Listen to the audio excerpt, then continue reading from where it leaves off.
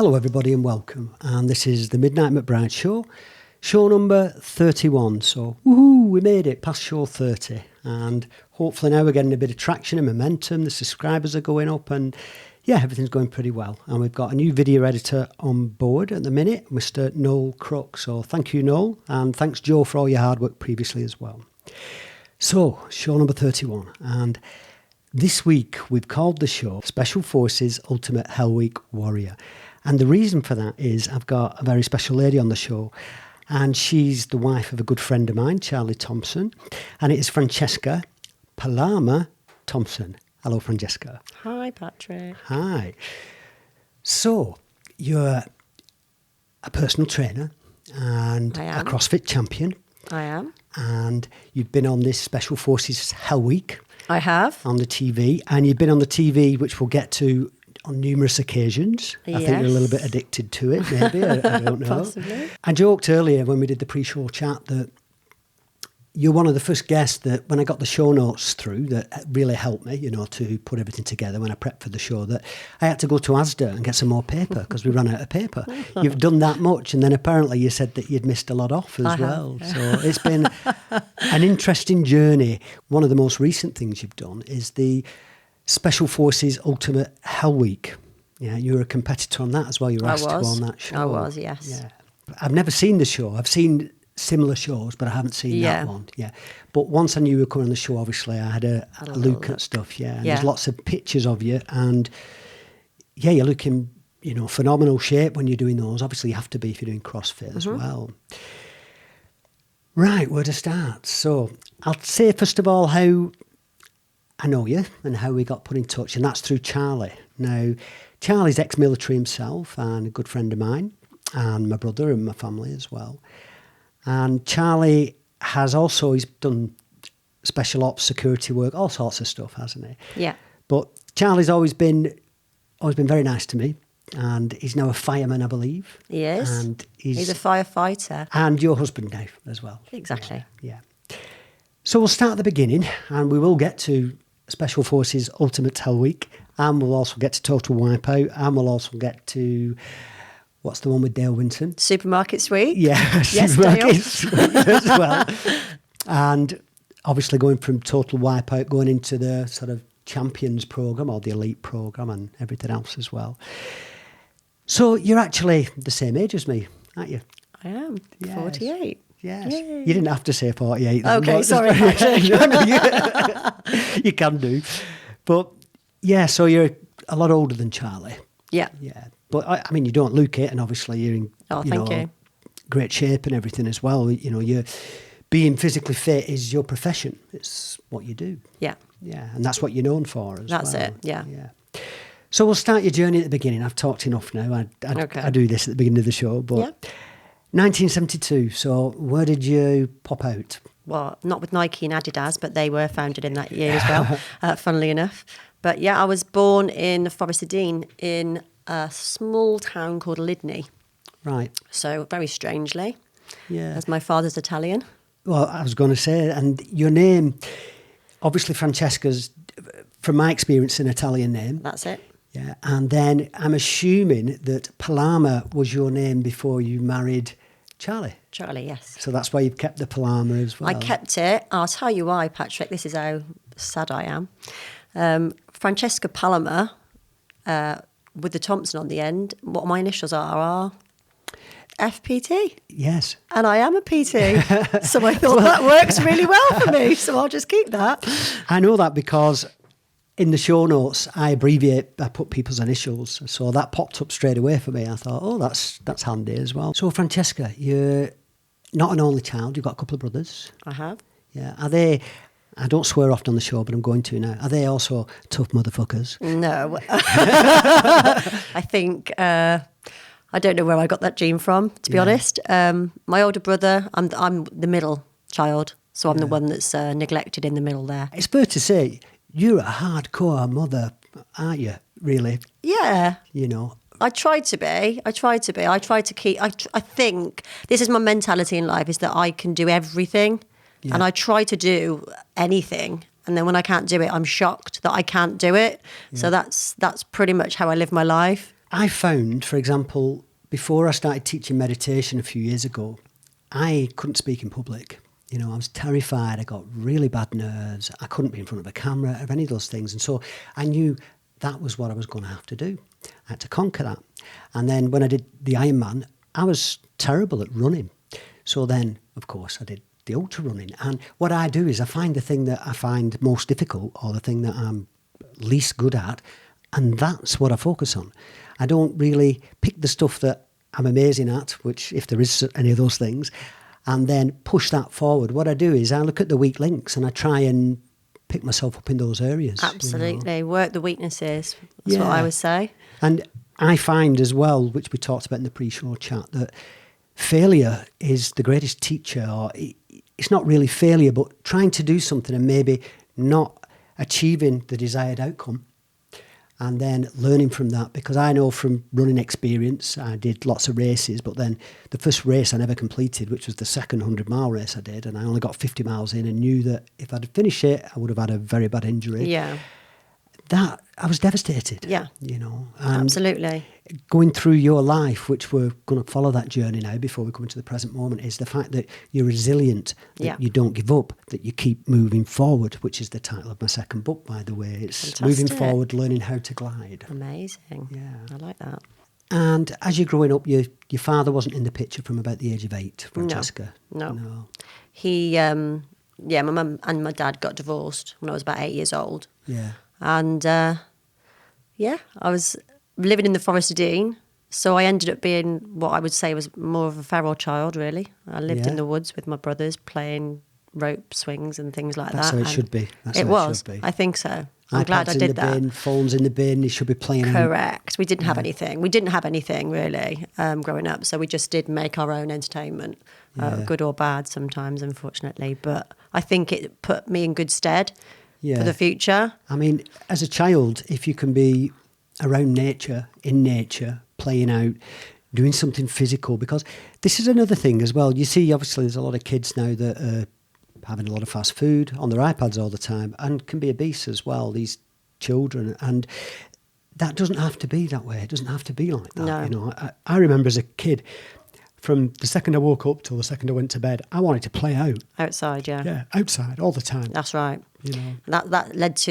That led to me being really fit, because I lived in a village where all my family lived. So it would be run to your nan's, run to your auntie's, tell her this, get that, go to the shop. So I think that was where my sporting sort of background started and kicked off at the start. But playing out was probably one of the things that caused me to have quite a lot of bullying at a young age, actually. I was outside and getting a suntan, and I was probably one of the most tanned kids, I suppose, in the village, really, because I was Italian and everyone else was, it was a very rural village. You probably naturally have darker skin, olive skin, and then if you're outside all the time as well, that compounds that. And correct.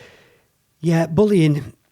My partner, Willow, was badly bullied at school. Sandy Holt was badly bullied at school, and he's a Thai boxing European champion, multiple champion, who's been on the show.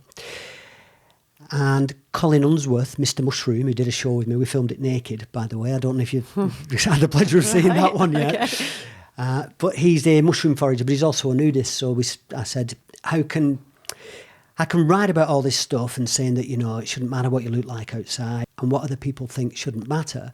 But if I can't sit here naked, doesn't mean I think I look great, because I don't. What it means is I'm comfortable with me. Yeah. And if I can't do that, then everything I've done so far is for nothing. Mm-hmm. So I did it to make a point, and I thought it was important to do that. But he was bullied as well.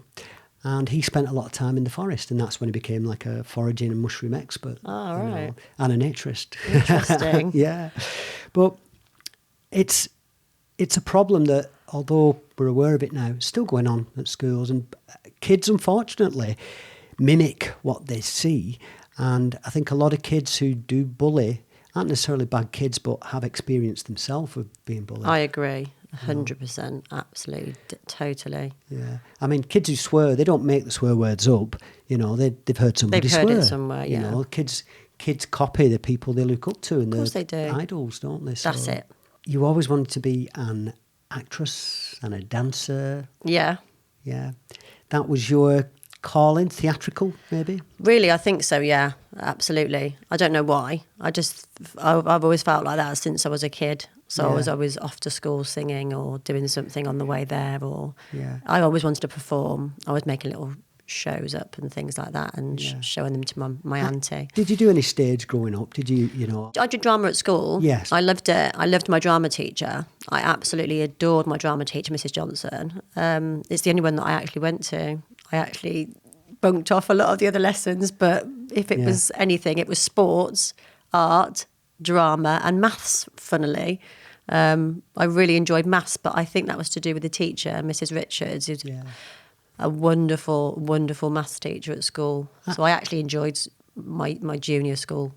I had a maths teacher at school called Mr. Reese, although I went to a lot of schools. I've been to 6 schools, but he was a great guy. I've seen him actually a couple of years ago in Tesco car park and given him a copy of my book. And lovely.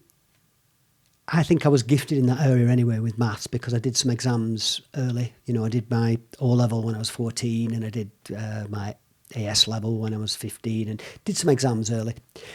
And I liked him and he was nice to me. Yeah. And so I learned. That's right. So you sound the opposite to me. You did some exams early and I didn't do any exams, pretty much. Right. I didn't want to go to school. I wasn't academic. I was being bullied at school and at the time, the deputy heads, their decision was that I didn't have to go in unless it was for a lesson that I enjoyed. So I didn't. I only went in for 2 lessons. Yeah. It's quite sad because you sort of lost out in a way. But, I mean, we say that's part of your schooling. Looking at you now and your life now, you haven't lost anything. No, I think it was a good thing. It was in my... because I wouldn't have followed the path that I followed. So I always feel like those things change your path. So it's probably was meant to be in a really strange way, but I'll never know. Yeah. Well, this is a really good point, and we'll touch on it again later as well, that sometimes life sends you in the direction that you don't think you want to go in.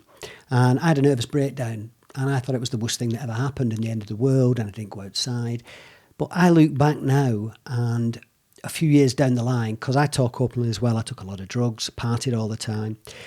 If I didn't have the nervous breakdown, I'd probably be dead. It saved my life. And now I see it as a positive thing. And it made me reevaluate everything. But at the time, it was the end of the world. And for example, although you're a multiple CrossFit champion, when you were trying to get to the CrossFit World Championship, the games, and on that attempt, you didn't make it, you ended up going on the TV programme. And because you were on there shortly afterwards, you met Charlie. And so probably some of the things that happened at the time are pivotal in bringing you to this present moment. Absolutely. And I really firmly believe that everything that happens, that's the reason behind it. So, it can change your path. And I think it's exciting when things change your path. In the past, I've felt disappointed or upset about things when it changes your path. But I think as I'm getting older, I don't have such disappointment anymore because I think, this is exciting. I'm going to do something else now. So it's just, I look at it in a different way, a different perspective on it, really. I've learned I'll have a predetermined goal where I think I'm heading, and I'll set off in that direction, and then things will change, and you've got to be flexible, and you've got to be able to reassess and then pick a new direction. And if you're swimming upstream all the time against the current, you're spending a lot of energy and you're getting nowhere, and that's because you've got resistance. If you're swimming downstream with the current, that's sort of let life flow and just going with things. You can be sculling, barely moving, and doing 20 miles an hour. So quite often you just have to accept what is and then look at the best outcome from that and be willing to accept change, Yeah, and I've always been willing to accept change, I think. I think that's one of the things that I do well is I just adapt with the change. Yeah. And I think that's probably a growing up thing with my situation as a child. And I think it's really good as well, change. It's very healthy to do new stuff. And I always say you've got to try the 10 to find the 2. If you're looking to find something that's going to make you happy or something that's going to work for you, if you don't try new stuff, they're not all going to work for you. But if you don't try the new stuff, you'll never find the ones that do. Yeah, exactly. So you've got the door's got to stay open. Don't think you know everything. You've got to be prepared to do new stuff and experience. 100%. Yeah. Yeah. So you've been married before, Francesca? Yes. Yeah. My daughter was born when I was when I was 25. So I had my first daughter. Well, my only daughter. I'll come on to that later, though. Yeah. I had my daughter at 25, and I was married to her dad for quite a while. And, yeah. And what's your daughter called? Alicia. And she is now how old? She's 22. I know. She's so cute. What does she do? What's your daughter do? Well, she just finished doing a degree in dance. So she did a degree in dance. Wonderful. Yeah. She studied a bit of aerial, a bit of hoop, some silks, and mostly dance, obviously, throughout it. Yeah. And are these some silks? Is that like... Are they ballet shoes or something? Or the silks that hang from the ceiling and you can twizzle down. Oh, you swear, right, okay. Yeah, those. And they're called bungee. I think they do bungee as well, but I don't think she did that. But they attach to bungee cords. And I think if I could have done a degree, I'd have been at school all the time if I could have done a degree in sports. I know what we're going to do. We're going to do loads of cool shit and we're going to bungee and spin and everything. You're going to get a degree. And we'll call it a degree. Correct. I'd have been there. I would never have been skiving off or going down the rugby pitch. So, so it's she's just done that. And then after she finished, she went and did a personal training qualification, an intensive course, and did that.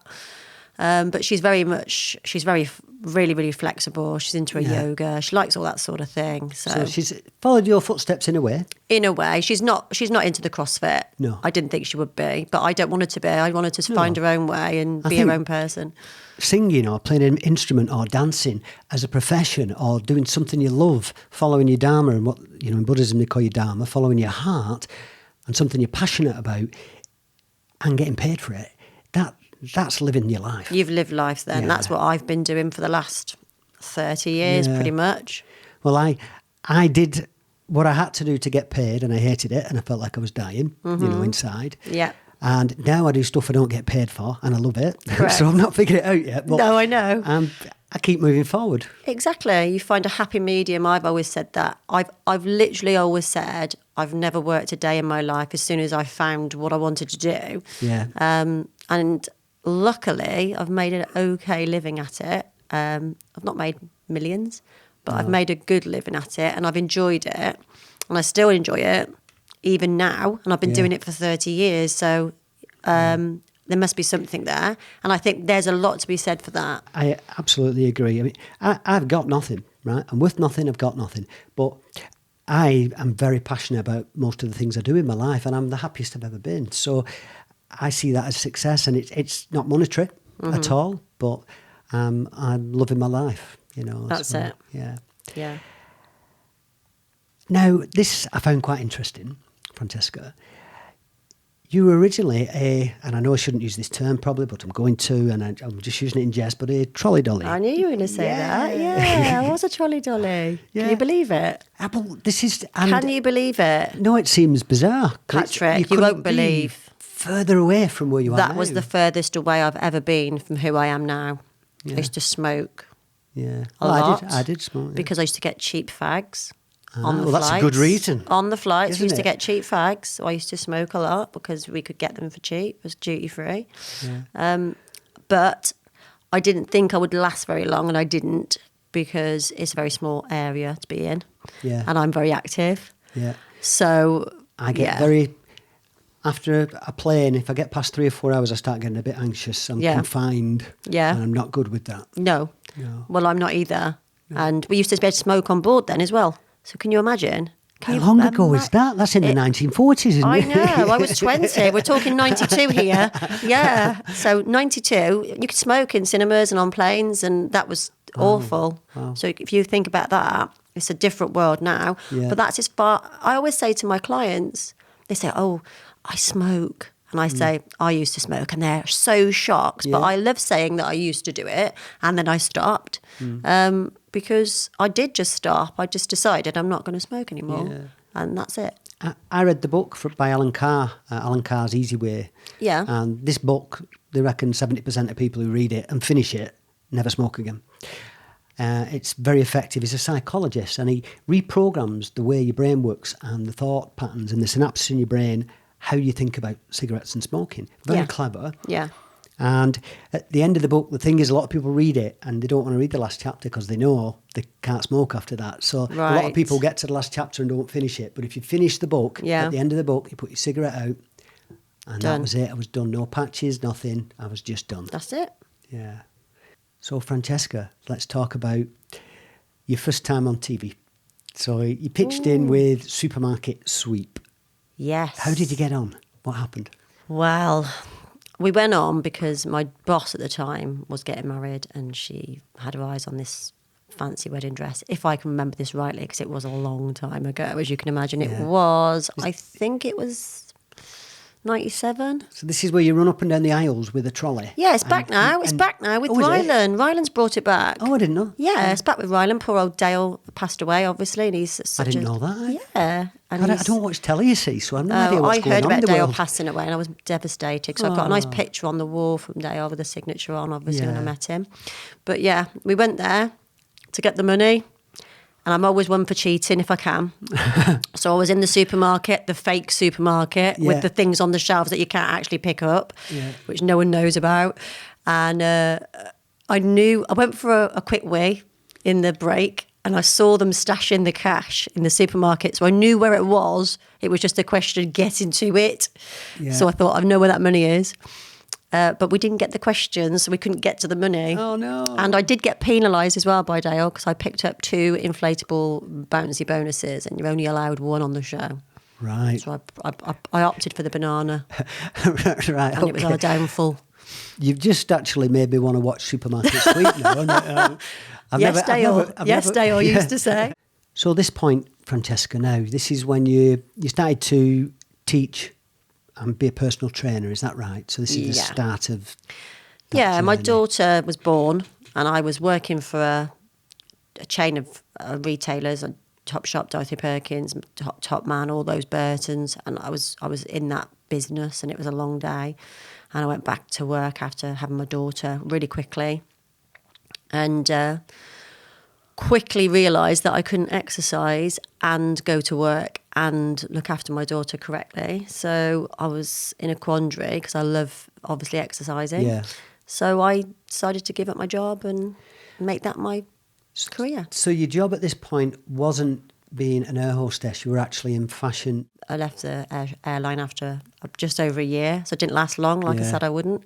I moved into fashion.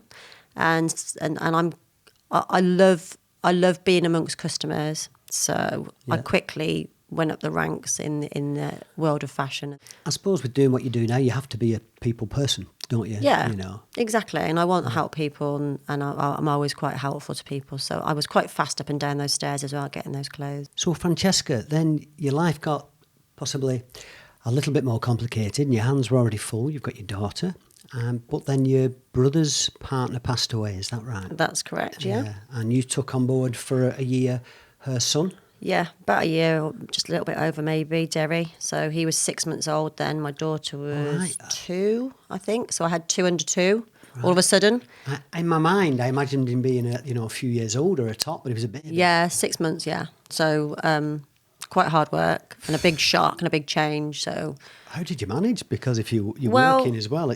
It was difficult. It was really tricky. I think that's what pushed me slightly over the edge a little bit. So that's where things again changed and a different path got taken. So it did change all of our lives at that point. And my daughter, Els, who was always fine prior to that, she got a little bit clingy. Yeah. Because she wasn't, ready for a baby to arrive.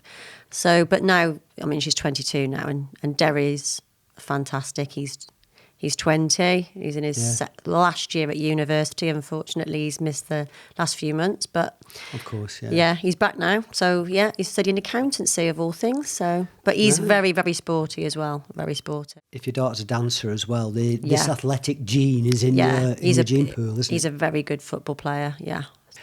And then did you move location then? So you left the Forest of Dean, is that right? Yeah. So we moved away from the Forest of Dean at that point.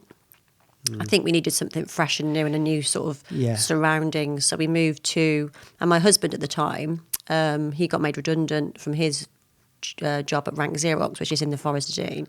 So he moved then and we went up to Birmingham. We ended up working for Virgin, I think, in Birmingham. Yeah. So we ended up in Bromsgrove. It's just on the outskirts of Birmingham. Yeah. So we were there for quite a while, and I ended up opening a gym there. So that's where I had CrossFit Worcestershire originally, and we started my own business. So you went back to college and got a degree. Was that before you opened the gym? Yes. So I went to Bromsgrove, and they were opening a brand new health club there, David Lloyd at the time. Yeah. So I went working there. Yeah. And full of lots of people that wanted to play tennis and have a nice social life. And, I loved it there at the time. And I was really busy with clients. I was fully booked, personal training and teaching classes, and super fit, I thought. I thought I was super fit. And my daughter loved it there. So, we settled in quite nicely. But one or two of my clients, they said, one was a businessman that I used to train. And he said, do me a favour. I want you to leave here. I want you to go back to university, because I told him that I'd never had any qualifications, and I left school really young, at 14, pretty much. Yeah. He says, get a stone in weight off me by the time I go on holiday in about 2 months' time, and I'll give you $5,000. What? So I said, you're on. Shake your hand. This sounds like an indecent proposal or something. No, he was a great guy. I trained him for a long time at that point. So I did my usual. I made his breakfast and I made his lunch, and I met him every morning at the gym and trained him and weighed and measured him at the end of the period of time that he'd given me, and he'd lost his weight. See, do you know what's funny there? I thought you meant he said you had to lose a stone. Well, I got the wrong end of the stick. Yeah, so he lost his weight. Yeah. And then he got back from his holiday, and then he gave me a phone call, and he gave me a $5,000 check, and he went, Go and do something with this, please. What a nice chap. Amazing. I've never seen him since. Never seen him since. That's a nice story, that. It is. And I've got another client that I was training, and she also was a teacher, and she had two daughters that are really, really clever girls, and she was desperate for me to do a degree. And I said, I don't think I'll get into university because I've not got the qualifications to get in. And she said, try. So I did. And they said, come in for an interview, and we'll have a little chat with you, and we'll see. So I went for my interview, and they let me in on vocational qualifications, and the fact I was so keen to get in there. So that was my embarking on a 3-year degree at Birmingham UCB. See, this is perhaps the story of your life, where you've maybe, there's rules in place and things that you need and criteria, and you've just done it anyway, because of your mindset. I was the first person in my family to get a degree. First female and the first person, and that made me really proud, because my nana, she had 8 children, and she was the cleverest woman I've ever met, and she used to do so much for our village. But obviously in that era, she went to school and everything, but it wasn't really the thing. It was just that she just had children, and that's what she did. But she was so, so clever, and I used to absolutely adore her. And I think that's why I was just driven to do something academic. And you got a 2-1 as well. I know, not bad. That's very good. I had to look after my daughter, and I was still working at David Lloyd at that point. Yeah. So I wasn't going to give my job up until I'd got the degree. And I got the degree, and then 3 months later, I opened my first injury clinic, and I left David Lloyd. So what was your degree in? It was in sports therapy. Right. Yeah. Okay. You're doing the therapy and personal training at the same time, is it, at this point? Yeah. So we had a little personal... Well, the reason I actually embarked on the sports therapy degree was because I got injured, and I was always getting injured. I had all sorts of injuries from doing loads of sport and teaching lots of classes and things like that. But I got punched in the leg in a British free fighting session that I was doing with a personal trainer of mine. So I wanted to learn something different. Yeah. So he sort of went, let's teach you British free fighting, which is basically, there's no rules really. It's a bit like MMA. It's a bit like MMA, back in the day. Mm-hmm. So we were doing a bit of that. And I went to kick him, and as you do, and he went to punch me, and he punched me in the side of the leg and caused a lateral compartment syndrome. Which is? It's where the muscle ruptures inside its fascial sheath and it bleeds. So your leg goes black then, doesn't it? Is that right? It can do if you don't completely immobilise it. Or sometimes they have to cut open the fascial sheath to let the blood out, just to release it, the pressure. I've torn muscles before, ripped them in half, and my leg just, on one of my legs, and it just went black because it was bleeding inside. This is like a hemorrhage of inside the muscle. So if you think of a piece of garlic being cut crossways, that's your calf, and it's one of those, it's just got blood flow inside it, but it can't expand. It's like a sausage skin, almost wants to split. So that's what I got. So I had to go on crutches for 6 months, and I was back and forth to the GPs. No one seemed to be able to diagnose it, and I suppose everyone wants to have a diagnosis of what's wrong. I suppose though, if you've got this injury and you're being a personal trainer and a therapist, I couldn't work. Couldn't do anything. Correct. So, and it's my life. I love it, and I was just heartbroken not being able to train. So the whole point of going there was so that if I ever got in that situation again, I could fix myself. And that's how my mind worked. I thought, I need to know the knowledge. So if I get injured, I can fix me. Yeah. Or not get injured then because you're... Or not get injured then, But if it was a traumatic injury like that was, which was just a fluky punch to my leg, I think because I'd trained so hard, my leg was already under duress, and he just happened to hit it in the right place for it to send it over the edge. I've seen people fall out of windows and be fine, and I've seen somebody else fall off a curb and break the leg. I fell 20 feet off a ladder at the gym that I opened, painting the wall in the middle of the night. And I went up a ladder and I didn't... Because that's what you do. I didn't put the ladder in the middle of the night. So the ladder slipped and I face planted the floor. I didn't spill the paint. I held it. Respect. Correct. But I didn't injure myself on one jot, and I think that's down to doing CrossFit because I was protected. My muscles were protecting my bones. So I think also, like, I used to do a lot of MMA, and you get used to getting thrown all over the place and falling, and you learn how to sort of fall well. I did that when I was a kid with the two brothers. I learned to fall well. So then you opened your larger facility, and this is when the CrossFit enters the world. Yeah, the smaller facility was great, but then I suddenly came across CrossFit. I started working with a Royal Marine who came to work for me. He wanted to come out of the Marines, and I wrote him a letter saying, if you let him out, I'll give him a job. And he went into Civvy Street and started working with me. And he went, oh, look at this. It's a bit quite hard. This is the CrossFit. The CrossFit. I said, let's have a little go at it. So the first workout we ever did together was called Fight Gone Bad. And we did it. And I thought, that's quite tough. Because I'm going back to what I thought I was, really fit at that point. I thought I'm super fit. But you always think that, and then you can get fitter, and then you get a rude awakening. And that was the second rude awakening I got, because I was like, oh, I'm not as good at this. So that's what drives me. So I then found CrossFit, and I thought I'll go to a course. And that's what happened. I went down to London and did my CrossFit course, and it just opened up my eyes to another form of training. Yeah. Maybe tell us, because I know you've obviously been a champion in, which we'll get to, and in lots of different countries as well. But CrossFit, tell people what it is. Really, it's just exercise. I keep saying this to people. It's PE for adults. It's a combination of... weights and cardio. I'll regret this. I'll regret it slightly. As a child, I wanted to be a decathlete or a heptathlete, I suppose it would be, because it's for females. Yes. But I wanted to be a decathlete, actually, because Daley Thompson was the person that inspired me. Yeah. So I wanted to be Daley Thompson as a young girl, which is strange. That was the closest thing. I never obviously got to do it. My family didn't have the money to fund anything like that for me. But when I got older and I saw CrossFit, I thought, this is my chance to be Daley Thompson. And that's what it is. It's Olympic lifting mixed with gymnastics, mixed with endurance training. Yeah. And it's almost trying to be good at everything, and you don't know what you're going to be asked to do. And I love that, because I love the not knowing.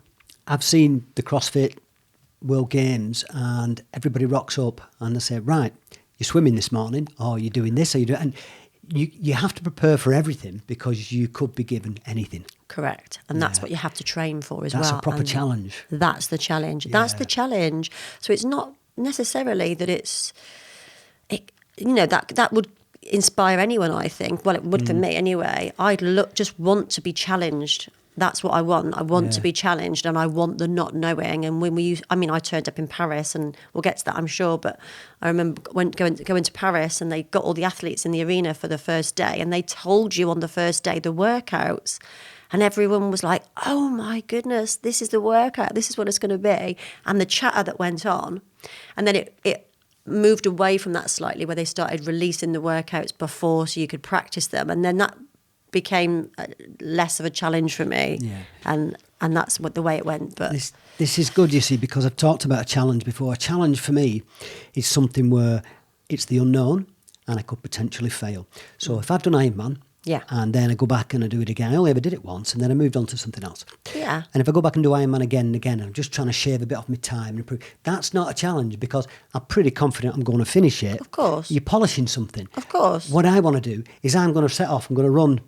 The next big race I'd like to do is the Ultra Great Britain 215 miles, which is the next step up from 100. Right. And if I run that, I really don't know if I'm going to finish it. And then when you're running, you go through all the head games, and you're thinking, what have I done? Oh, I'm going to make a fool of myself. Oh my God, I'm never going to do it, and all that. And 100%. It's that journey. A true challenge is where failure is a real possibility. Absolutely. You know, and that's why I think... Testing yourself, pushing yourself to the limit. Correct. And that's why I think that it keeps you involved, because really all the workouts should be constantly changing. Yeah. There are some benchmark workouts, and they're the ones that people sort of go, right, how fast can I do it? And then they can redo it and redo it and redo it.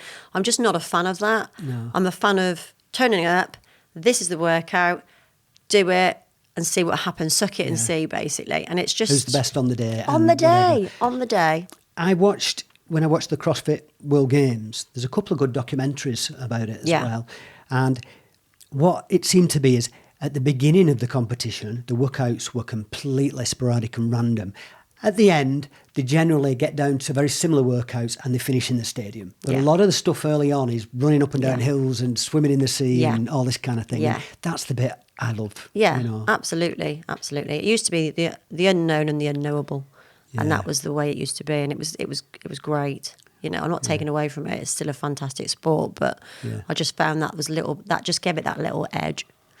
So we'll talk about TV number 2 now. And I don't know if this is before, I think it's before you actually were doing competitive CrossFit. So you're doing CrossFit, but then you go on to Wipeout. Yeah.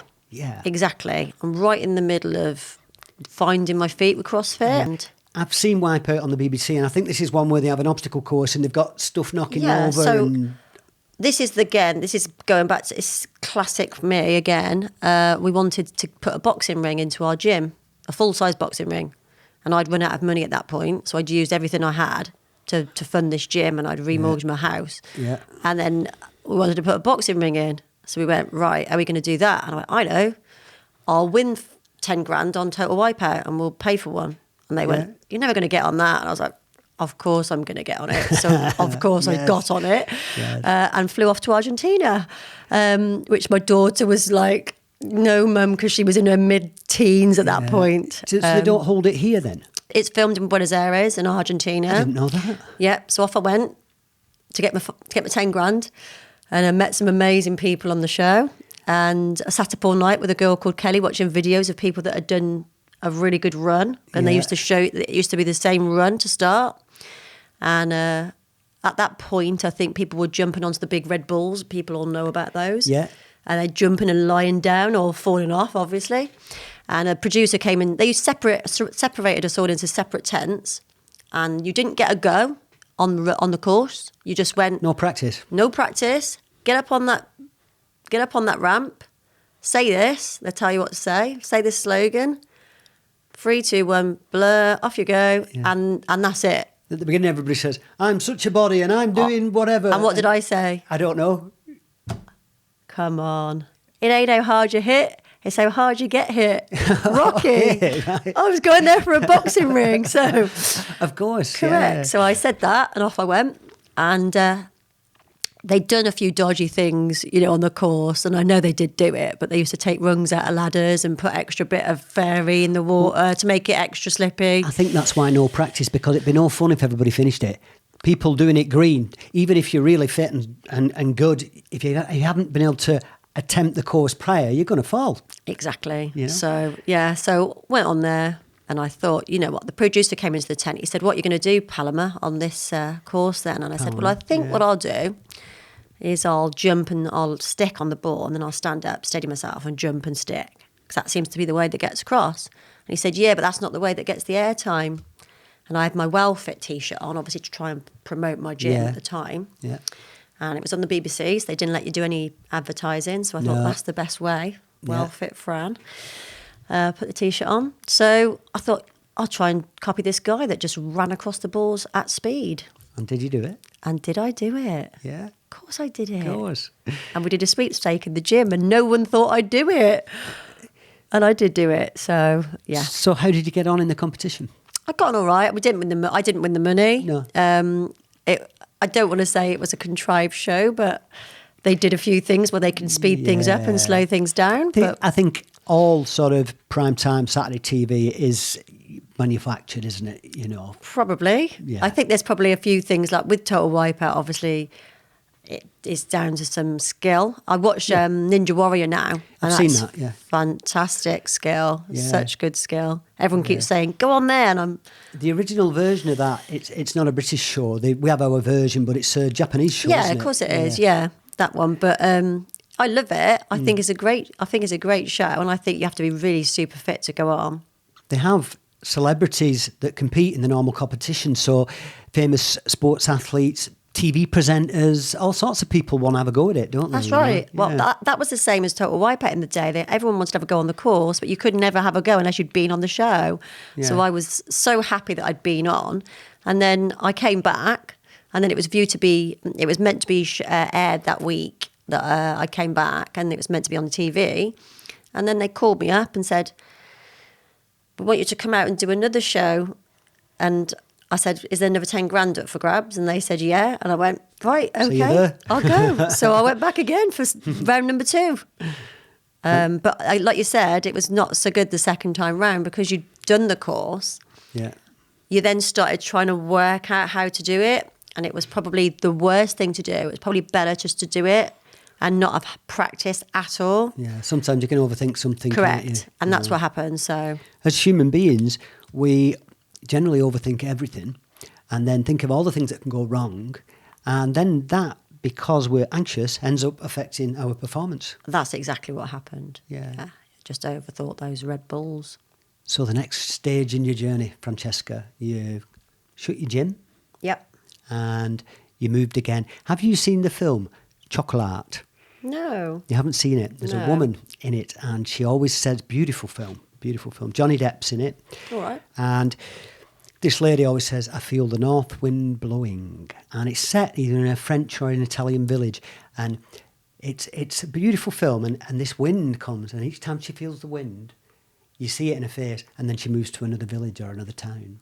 And she's moves around a lot. And Yeah. I feel like you know when the north wind's blowing, when you feel it and you just think, do you know what? Time to move. I'm one of those people. It's just time. I've done that very recently, but I will get to that, I'm sure. But yeah, it was kind of like that. I thought, right, that's that chapter closed, and Fresh this start. is a new chapter. So I moved. I seem to be moving more and more up north, but I went to Manchester to. I worked briefly at a CrossFit box in Manchester. Yeah. I got some personal training off one of the World Games athletes there. This is Sam Briggs, is it? Samantha Briggs, Yeah. yeah. She was one of the first British females to go over there and kick everyone's butt in She's the a tough States. mother hubbard as well, isn't she? She is absolutely Yeah. nails. Yeah, she's nails. She's a lovely person as well, really nice. And she's a phenomenal athlete. Again, a lot of the documentaries I've seen about CrossFit, and she's in some of them, Yeah.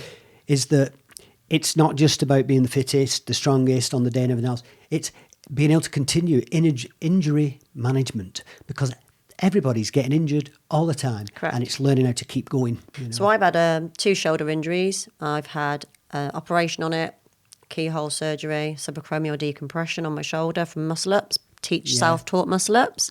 So I didn't have anyone to teach me, because when I opened my box originally, it was probably one of the only 80 in the country, something like that at that time. But I was self-taught. So a lot of the things I did were, badly unfortunately. You've learnt the hard way. Exactly. So that's how I give my knowledge across is we stop people getting injured. There's a couple of women that were right at the top of the game. I don't know if I got the pronunciation right. Is it Sigmason? And there's two of them, isn't there? Both with the same surname. Thordisdotter and Sigmason. And again, one of those had injuries. She was going into a competition injured before she'd even started. Yeah. You know, going in at that level. It's the nature of the beast, I think, with any sport. If you're going to do something that's at that level and it means that much to you and you're going to push that hard, probably going to get injured at some point or be harbouring an injury. I've watched Athlete A recently on Netflix, which wasn't about injury. That's but gymnastics, isn't it? There was a gymnast on there who was literally hobbling up to the vault and then sprinted down it and won gold. And then went onto her knees because she couldn't stand up and dragged herself off the mat. You know, it's you're going to be in that situation. Unfortunately, I think if you're going to push yourself to those limits and those extremes, I was told by a surgeon many times, don't do anything else over your head on the shoulder. Don't do any more pulling or muscle ups on the rings because your arm will basically fall off. And I still went ahead and competed and won competitions. I had problems with my knees and I'd torn my ligaments, damaged my tendons, arthritis, all this. And I was told I needed initially one operation on each knee, followed by a second and a third operation. I wouldn't be able to walk properly for 12 months and I may never really able to certainly not run and walk again. I completely ignored them and I started running. And my knees now are completely pain-free and healed. There's no real explanation for that, but I genuinely believe that the body is a miraculous healing machine. And if you get this right, the operating system, everything else, take the tension out of the system, everything else can start to do what it's designed to do, which is heal, repair and grow. And you can have two people that have cancer and one recovers and one person dies of cancer. Now, the body is capable of healing cancer. It doesn't work for everybody. Certain people it does and certain people it doesn't. And I think a massive part of that equation is stress and incorrect thought and negative thought, depression, things like this. And so I healed. And now I can go and run for 8-10 hours or 24 hours, whatever, and I can run a long way. So I was told, like you, not to do it. And I'm not advising anybody at home to ignore medical advice. Absolutely. But I did. That was my choice. So Francesca, now we're getting to the juicy bits. You're now competing in CrossFit competitions. And you described it in the pre-show chat. Maybe explain it to everybody because you're in a team and it's a certain structure. It depends what competition it is, but this was a particularly big competition in the CrossFit world, I guess, called Strength in Depth or SID. People call it SID, just abbreviate it. But it's based in Bath and you go as a team of 12 and it's usually 6 boys, 6 girls, 5 lads under the age of 40 and then a masters athlete and then the same with the women and a masters athlete over 40, which was myself. I was So you were like the old biddy of the team. I was the old one, Yes. Yeah. And this team, over a period of a couple of years, 3 years. You won everything. We won 3 years running, we won. France, Hungary, Cardiff. No, the Strength in Depth one's in Bath. Oh, sorry. That's the Bath one. So that's once a year, and it's got qualifiers. So you have to qualify to go. So obviously you do these competitions. So they'll send the team the workouts, and they'll say, right, these are the workouts. Do it as a team, as fast as you can, or as heavy as you can, or whatever the stimulus is. And then everyone will film their team doing the workout, and then the top 20, and there'll be maybe 5 workouts. The top 20 will go down to Bath or be invited down to Bath, where it was hosted at that point, and compete against the other teams that have qualified. So you won this 3 years on the bounce? Yeah. You said that, yeah, of course. The team at the time was a really good team. It's a bit like, when you get Man United and they're winning everything, or Liverpool and they're winning everything. It's just, at that time, the team was just fantastic and it just gelled and everyone was working towards the same goal with the same person in charge of that team and everyone believed in that leader. I'm a firm believer of following that leader's advice, and there's one person in charge, and if everyone works with that leader and supports that person, then you're going to prosper. Yeah. When there's chinks in the armour, if someone's not believing in that goal, you're never going to dominate. So we dominated for that time because everyone was working towards the same goal, and we were just so tight. Everybody's head's in the right space. Absolutely. You connect. It's just one of those things you can never contrive it. It's just a naturally occurring, it's just organic. Yeah. Everyone came together at the right time, smashed it year after year for the right amount of time, and then it just dispersed. So, but it was a fantastic time to be in that environment. Did you get medals or trophies? Yeah, we got money. We got money. Oh, you got paid as well. You get money. Yeah, you win money.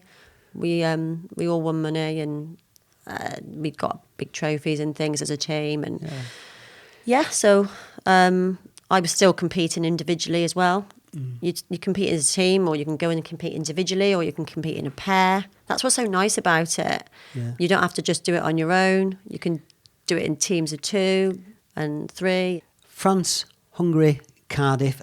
What are these competitions? I did the French throwdown, which was... This is individual then? This? Yeah, yes. So you can compete at the French. I think they've done a couple of team events, but this was an individual. I went the first year I went to France, funded it myself, so I paid for my flights and everything and went over, and I came second, which I was devastated about, as you can imagine. Most people would be delighted. I know, but I was just devastated that I came second, because that isn't winning to me. That's coming second. And was it a close margin between? It was a really close match. But that's when it's frustrating. The problem was it was a swim. Which is my problem. We'll talk about that as well in a bit. But my problem is water. So there was some water involved because it was at the INSEP in Paris, which is where they have the fantastic facilities. But they're definitely going to put a swim in there because they have pool facilities. Yeah. So that's always going to come up. So it came up, and that was my downfall, because you really need in CrossFit to be in the top 5 of every workout to stay in that contentious range of getting on the podium. And it was a swim. So. Well, maybe talk about that now. I, in the pre-show chat, said in Ironman, the swim's a 2.4 mile swim, and I clocked it on my GPS watch, and I'd actually swam 2.7 something miles or 2.8 miles because I didn't get in the mix, because you get kicked and punched in the face, and if you're doing breaststroke, you're under pressure. I couldn't do crawl. I never mastered it, and I'd left it too late to get it in time for the Ironman. So I swam round everybody, and I took my time.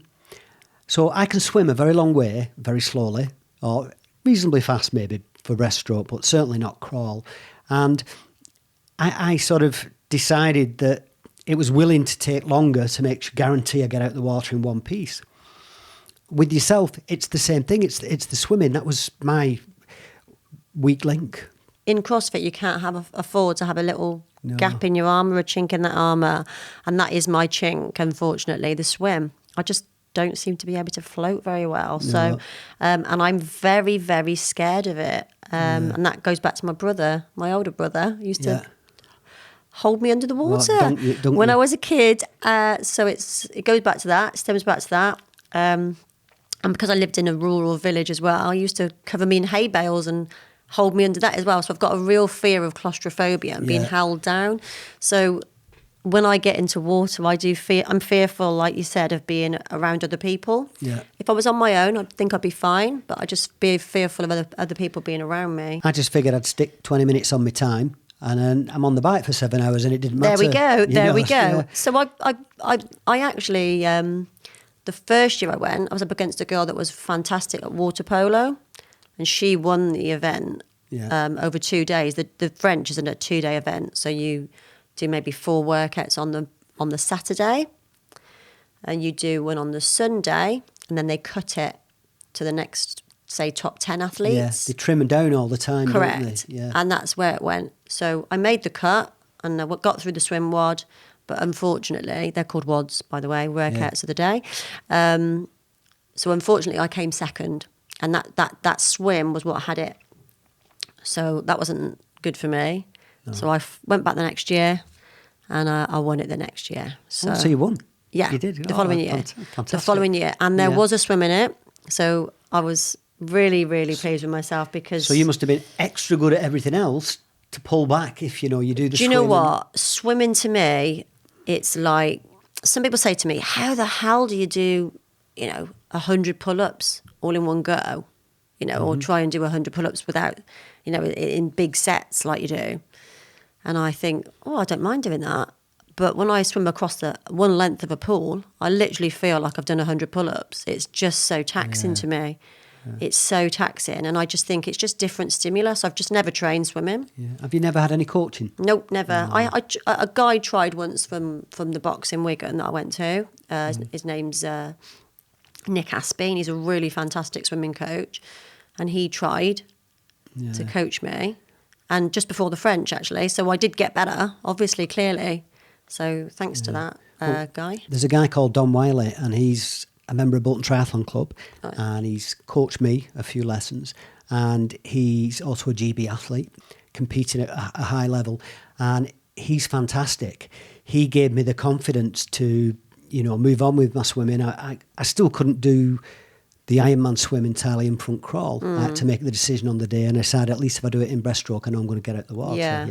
Once I got out the water on the day I did Ironman, I felt like I'd finished. Yeah. I'd still got the 10 to 12 hours to do, but I was elated. I thought, well, that's the swim done. I'm all right. Well, you know what? You've just reminded me because I actually did. I'm going back now. Unfortunately, I'm going back. So I went when I was at David Lloyd back before I even opened any of the gyms.